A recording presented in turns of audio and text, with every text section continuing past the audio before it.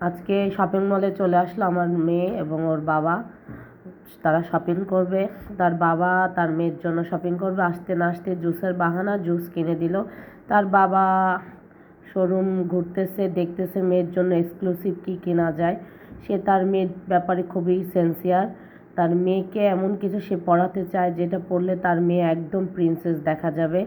অনেকগুলো ড্রেস দেখতেছে, মেয়েকে দিয়ে ট্রায়াল দিতেছে। আমার তেমন কোনো ড্রেস ভালো লাগতেছে না। মেয়ের যেটা পছন্দ হয় বাবার সেটা পছন্দ হয় না, বাবার যেটা পছন্দ হয় মেয়ের সেটা পছন্দ হয় না। অবশেষে তারা ড্রেস কিনলো, কিন্তু কোন ড্রেসটা কিনেছে এইটা বলা যাবে না, কারণ এটা সারপ্রাইজ থাকবে, যেহেতু আমার মেয়ে তার ড্রেস শেয়ার করতে চাচ্ছে না।